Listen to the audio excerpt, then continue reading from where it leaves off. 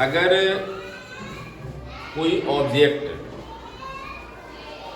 Motion करती है, गति करती है और वो स्ट्रेट लाइन में है, ठीक है, तो गति के प्रथम नियम से क्या होना चाहिए कि वह उसी वेलोसिटी से अनलिमिटेड टाइम तक लगातार वह गति करती रहेगी। उसकी मोशन, उसकी गति में चेंज या परिवर्तन कब आएगा? जब उसमें हम बाहर से कोई फोर्स लगाएंगे। ठीक है, सोच के देखें कि जैसे मान लो कि एक वस्तु है और अभी इस डायरेक्शन में है, ठीक है, थोड़ा सा हमने फोर्स लगाया और वो इस डायरेक्शन में हो गई।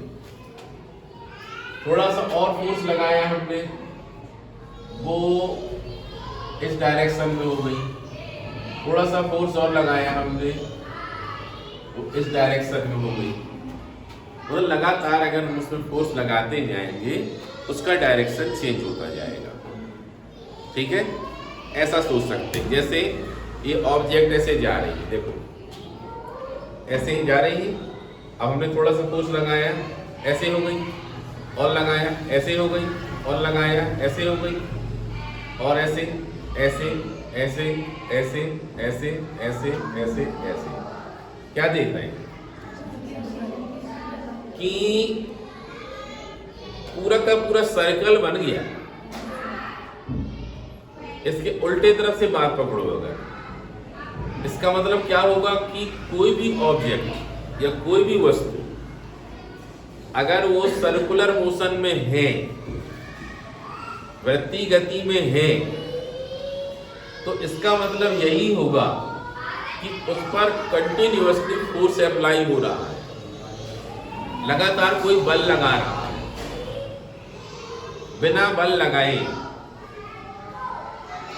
वह सर्कुलर मोशन कर ही नहीं सकती। ठीक है, अब जो सर्कुलर मोशन में फोर्स है, जैसे देखिए मान लो यहां पर है अभी, तो उसका वेक्टर ये होगा वेलोसिटी का। अब इसको अगर ऐसे करना है, इसका मतलब फोर्स यहां कहीं से लगाना पड़ेगा ना, ऐसे खींचना है अपन को। ऐसे आओ भाई, ऐसे आओ, जहां भी होगी तो उसको हमको खींचना पड़ेगा। तो महसूस होगा कि जो फोर्स है वो उस सर्कुलर मोशन के सेंटर के तरफ ही लगेगा। ठीक है, यह खास किस्म का फोर्स है।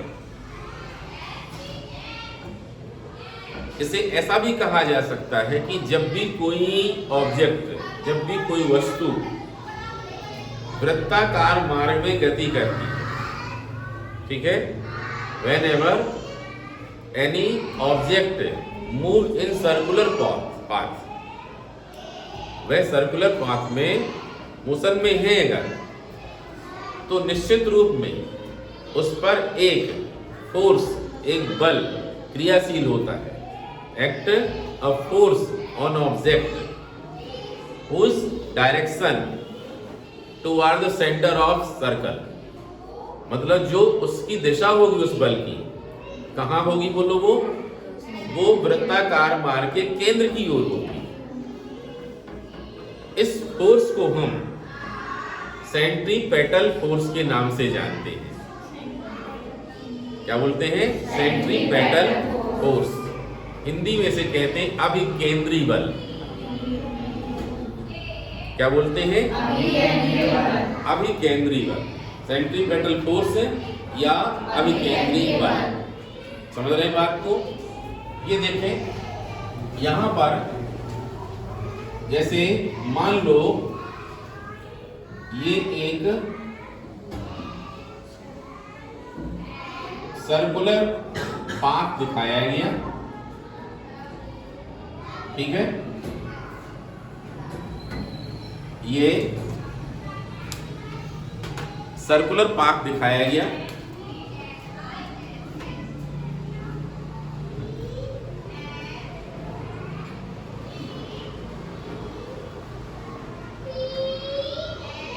ये देखो,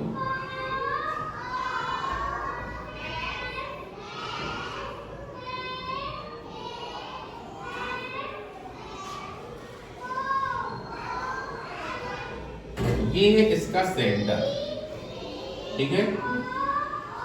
अब थोड़ी देर को माने ऑब्जेक्ट पहले यहां पर थी किसी टाइम t पर, ये पॉइंट है A और टाइम कितना है बोलो t, ठीक है। अब यहां पर इसका जो वेलोसिटी है, इसके जो वेग है वो मान लो कितना है v1 वेक्टर,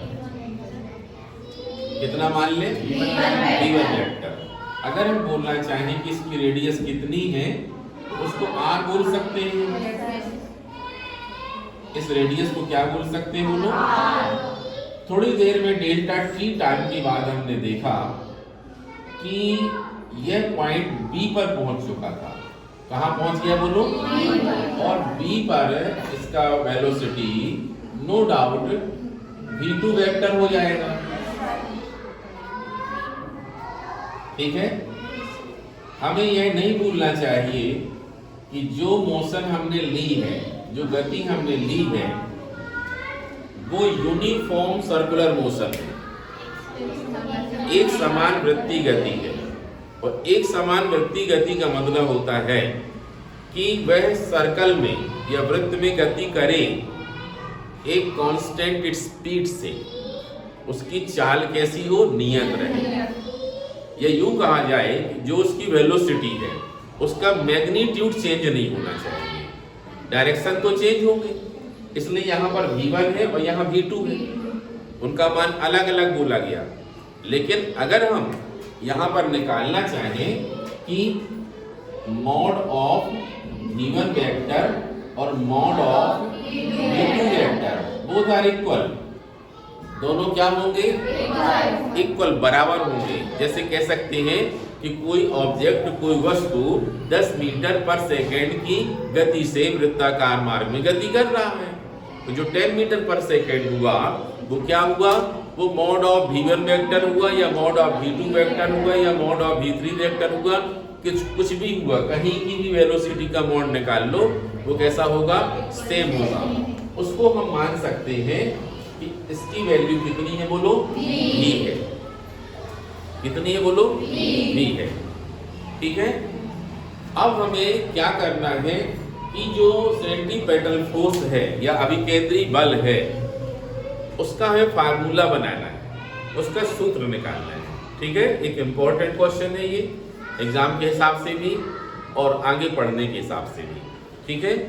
अगर हमें फोर्स का फार्मूला निकालना है तो हमें क्या सोचना चाहिए, फोर्स का फार्मूला निकालना है मतलब हमें क्या सोचना चाहिए, सेकेंड लॉ ऑफ मोशन, गति का दूसरा नियम, F is equal to ma,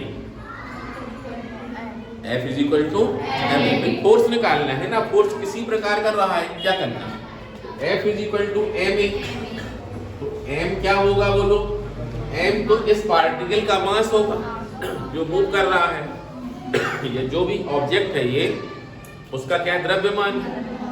अब बचा क्या बोलो, a, तो ये a क्या कहलाएगा, इसे हम कहेंगे सेंट्रीपेटल एक्सेलरेशन, ये अभिकेंद्री त्वरण कहलाएगा। अगर हम F को अभिकेंद्री बल बोलना चाहते हैं, ठीक है, सेंट्रीपेटल फोर्स बनाना चाहते हैं, तो फिर ये जो क्या बोलना पड़ेगा, अभिकेंद्री त्वरण, सेंट्रीपेटल एक्सेलरेशन कहलाएगा, ठीक है। इसलिए हमें A निकालना है। अब A निकालना है तो A कैसे निकाला जाता है, ये तुमने पढ़ रखा है, वेग परिवर्तन की दर को, ठीक है, the rate of change of velocity with respect to time is called acceleration, ठीक है। तो ये A is equal to delta V upon delta T। अब बात पकड़ में आई कि हमको A निकालना है तो डेल्टा V चाहिए। डेल्टा V क्या है, चेंज इन वेलोसिटी, वेग में परिवर्तन है, ठीक है। तो यहाँ पर हमने 2 पॉइंट पर कंसीडर किए हैं, A और B। तो A में है v1, कितना बोलो, और B में कितना है v2, ठीक है। तो तो अगर परिवर्तन है तो last velocity minus first velocity, मतलब final velocity minus initial velocity, अंतिम वेग ऋण प्रारंभिक वेग, ये कहलाएगा वेग में परिवर्तन कहलाएगा। मतलब क्या होना चाहिए? होना चाहिए कि जो डेल्टा v है वो वास्तव में क्या होगा? v2 vector minus v1 vector. ठीक है, delta v vector is equal to कितना होना चाहिए? v2 vector minus v1 vector. समझ गए? अब चलो इस बात को डायग्राम से निकालेंगे। ठीक है, जब हमें टू वेक्टर का सब्ट्रैक्शन करना है, टू वेक्टर कौन से? v2 और v1, इनमें माइनस है ना, माइनस मतलब घटाना, सब्ट्रैक्शन। ठीक है, तो क्या करेंगे हम? इनको एज इट इज उठा करके यहाँ अलग से जमाएंगे वेक्टर्स को। जरा देखिए, यहाँ पर ये वाला जो वेक्टर है ये कुछ ऐसा बना है। ठीक है, अब इसके बाद दूसरा वाला कैसा है बोलो? दूसरा वाला है ऐसे डायरेक्शन। ठीक है, इसके टेल से इसको हम जमाएंगे अगर माइनस निकालना है। ये देखो,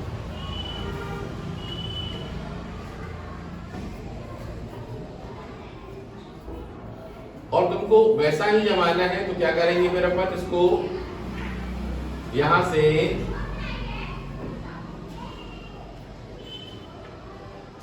ये कर लेंगे। अब ये वाला है तुम्हारा v1 वेक्टर और ये क्या है? v2 vector. इसको हम थोड़ा आगे बढ़ा लें और इसको मान लें v1 वेक्टर। हाँ, v1 वेक्टर। चलो अब इन दोनों को हम ज्वाइन कर लेते हैं। ठीक है, अब हमको क्या करना है? देखो, ये हो जाएगा अगर हम चले इस पॉइंट से, ये पॉइंट है मान लो P, Q और R। ठीक है, तो हम चलना चाहते हैं ऐसे P, Q, R, यहां से ऐसे जाना चाहेंगे। ठीक है, तो क्या होगा? ट्रायंगल रूल से क्या होगा? PQ vector plus QR vector is equal to PR vector होगा। अब PQ वेक्टर की वैल्यू कितनी है बोलो? प्लस बोलो, ये QR मतलब डेल्टा V है। क्या है ये? डेल्टा V है। और PR मतलब कितना होगा? v2 vector. तो फिर delta V vector equal v2 vector minus. ठीक है, तुम चाहो तो उसको ऐसा भी लिख सकते थे, डायरेक्ट लिख देते तुम RQ वेक्टर। क्या लिख देते बोलो? RQ वेक्टर मतलब पोजीशन वेक्टर ऑफ, डायरेक्ट इसको देखे बिना, मतलब इसका पोजीशन वेक्टर माइनस R का पोजीशन वेक्टर। तो अब ये जो Q है, जो Q वाला क्या कहलाता? उल्टा लिख दिया ये, इसमें QR चाहिए बच्चों, QR वेक्टर। तो position vector of R minus position vector of Q। अब ये जो आएगा, ये R वाला क्या है? R वाला पॉइंट v2 है, v2 वेक्टर, और Q वाला पॉइंट कौन सा है? v1 वेक्टर, और QR का मतलब कहलाएगा डेल्टा V वेक्टर। तो ये ऐसा भी लिख सकते हैं, और मैथ्स में 12th स्टैंडर्ड में वेक्टर पढ़ने पर और भी ज़्यादा चीज़ें डिटेल से पढ़ सकते हैं। बाकी इसलिए हमने ऐसा भी लिख दिया, इसको जैसा सही लगे वैसा सीख सकता है। तो यहाँ पर ये डेल्टा V वेक्टर जो हमने यहाँ लिख दिया था, देखा जाए वो इस डायग्राम से भी वेरीफाई होता है। ठीक है, अब इसमें अगर हम इन यहाँ के बीच का एंगल कितना मान लें? Delta theta. बड़ा ध्यान से देखें, इसको हम डैश डैश करके आगे बढ़ाते हैं। क्यों बढ़ा रहे हैं? क्योंकि हमको इन दोनों के बीच का वेक्टर पता करना है। ये देखो है, इन दोनों के बीच का जो वेक्टर है वो ये वाला है, और ये होना चाहिए डेल्टा थीटा। कितना होना चाहिए? Delta theta. क्यों होना चाहिए? देखो ये वाला एंगल और ये वाला एंगल, ये दोनों ये क्वाड्रिलेटर देख रहे हैं ना, तो ये आमने सामने के जो एंगल्स हैं इनका सम 180 होगा। कितना होगा? 180। ये प्लस ये 180, ठीक है। तो अब यहाँ से देखो, और ये भी क्या 180 ही तो है। अच्छे देखो, थोड़ी देर को इसको मान लो x, क्या मान लो? x, और इसको क्या मान लो? y। तो क्या कहलाएगा? x plus y is equal to 180। कितना होगा? अब ये वाला तुमको पता ना होगा तो इसको z मान लो। क्या मान लो? अब यहाँ से हिसाब लगा के लिखो, x plus z is equal to कितना होगा? ये x से x हट गया, मतलब y is equal to z ही तो है। मतलब जो y ये लिखा हुआ है वो ये होना चाहिए, इसलिए हमने डायरेक्ट यहाँ डेल्टा थीटा लिख दिया।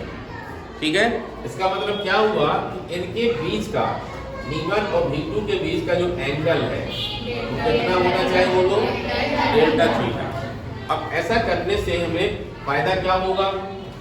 फायदा ये होगा कि यहाँ पर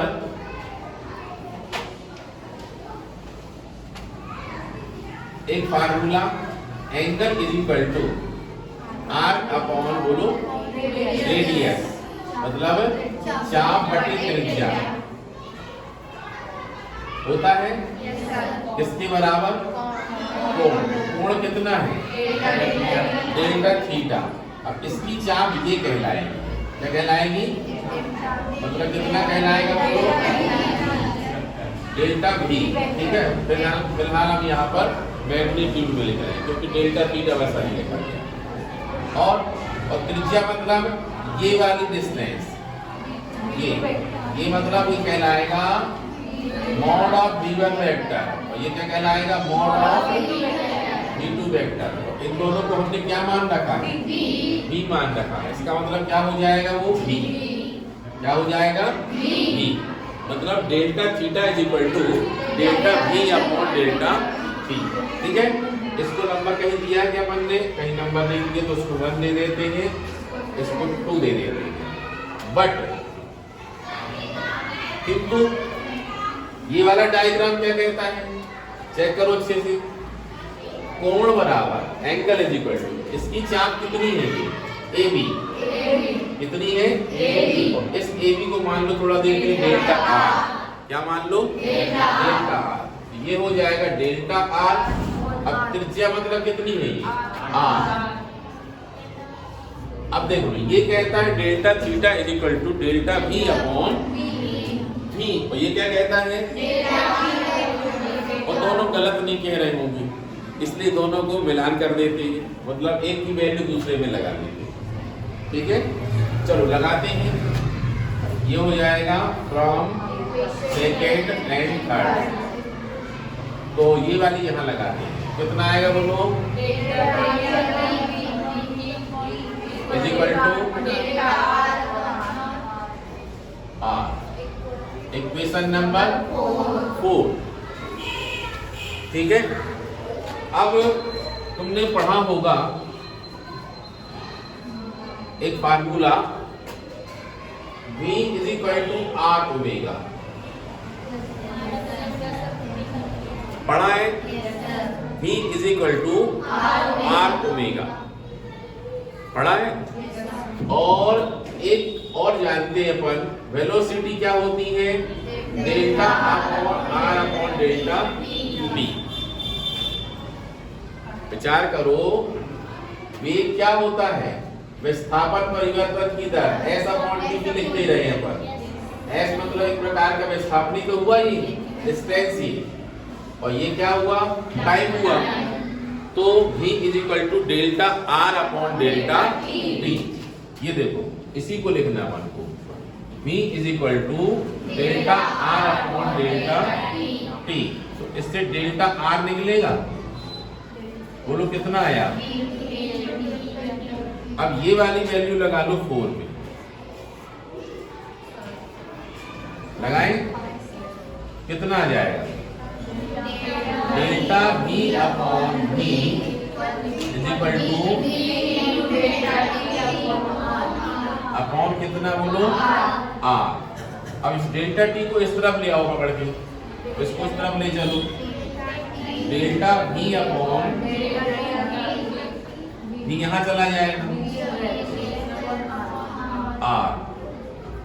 अब यहां लिख देते हैं, काम बन गया ना अपना। क्या निकालना था अपन को, एक्सेलरेशन मतलब क्या है, नाउ सेंट्रीपेटल, बोलो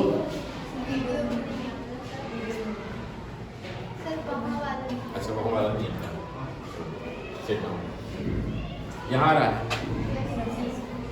हाँ देखो अब ये आया, नाउ सेंट्रीपेटल शॉर्ट में लिख दिया हमने, एक्सेलरेशन लिख लेना तुम लोग। अभिकेंद्रीय त्वरण, ठीक है, अभिकेंद्रीय त्वरण क्या, A is equal to delta D upon delta T, ठीक है। ये वाली वैल्यू लगा देंगे हम, इसको चाहो तो 6 भी बोल सकते हो, ठीक है। और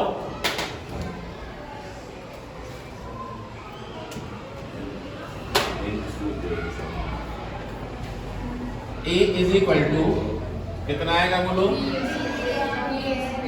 अपॉन R। ये आ गया क्या, सेंट्रीपेटल एक्सेलरेशन, मतलब इसके बदले हमने लगा दिया V स्क्वायर अपॉन R, अभिकेंद्रीय त्वरण, ठीक है। यहाँ आ रहा है, नहीं आ रहा। Now by second law of motion, F is equal to ma, F is equal to m, और ये कितना आएगा बोलो, ये है फार्मूला सेंट्रीपेटल फोर्स का। हमेशा याद रखो, किसी फार्मूले के बाद उसकी यूनिट जरूर लिखो, न्यूटन। एसआई यूनिट क्या होती है, न्यूटन, ठीक है। और CGS 9, बिल्कुल सही है। रिपीट करते रहना चाहिए, भले लिखना एक है अपन को, लेकिन बनता है, याद है, तो उसका यूज करो बार बार, बोलो उसको, ठीक है। एक इम्पॉर्टेंट क्वेश्चन है ये सेंट्रीपेटल फोर्स के लिए, अभिकेंद्रीय बल के लिए, और सब लोगों से बनना चाहिए, ठीक है।